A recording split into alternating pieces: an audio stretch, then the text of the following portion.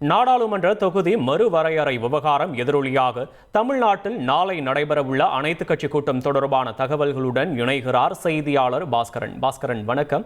அனைத்துக் கட்சி கூட்டத்தில் எந்தெந்த கட்சியை சேர்ந்த யார் யாரெல்லாம் பங்கேற்க இருக்கிறாங்க, ஏற்பாடுகள்லாம் தயாரா, விவரங்களை பதிவு பண்ணலாம் பாஸ்கரன். தொகுதி மறுவரை விவகாரம் தொடர்பான அனைத்துக் கட்சி கூட்டம் நாளை நடைபெற உள்ளது.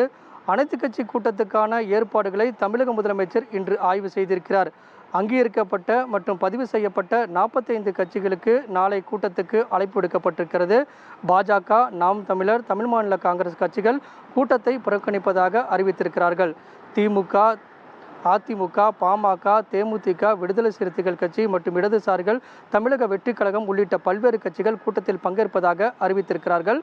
நாளை நடைபெறக்கூடிய அனைத்து கட்சி கூட்டத்தின் வாயிலாக பல்வேறு தீர்மானங்கள் நிறைவேற்றப்படுவதற்குண்டான வாய்ப்புகள் உள்ளது.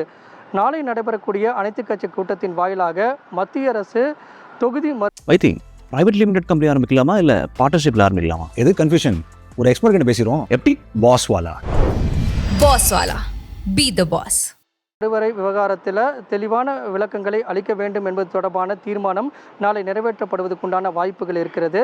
அதே நேரத்தில் மத்திய அரசு தொகுதி மறுவரை விவகாரத்தில் உடனடியாக முடிவெடுத்து அந்த விவகாரத்தை கைவிட வேண்டும் என்பது தொடர்பான தீர்மானமும், அதே நேரத்தில் இந்த விவகாரத்தில் கண்டனங்களை தெரிவிப்பதற்குண்டான தீர்மானமும் நிறைவேற்றப்படுகிறது.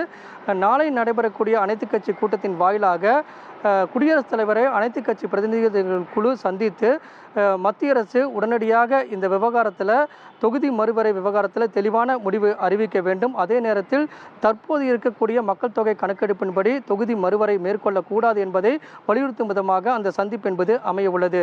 அதே நேரத்தில் 1971ஆம் ஆண்டு மக்கள் தொகை கணக்கெடுப்பின்படியே தொகுதி மறுவரை மேற்கொள்ளப்பட வேண்டும். மத்திய அரசு இந்த விவகாரத்தில் எடுக்கக்கூடிய முடிவுகளின் அடிப்படையில் தமிழக அரசு சட்ட ரீதியான அணுகுமுறையை மேற்கொள்வதற்குண்டான அனைத்து விதமான ஒத்துழைப்பும் இந்த அனைத்து கட்சி கூட்டத்தின் வாயிலாக தமிழக அரசுக்கு கொண்டு வழங்குவதற்குண்டான வாய்ப்புகள் உள்ளது.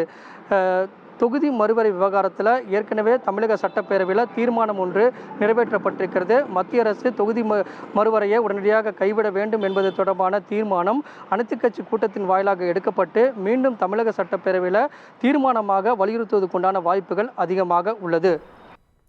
விவரங்களுக்கு நன்றி பாஸ்கரன்.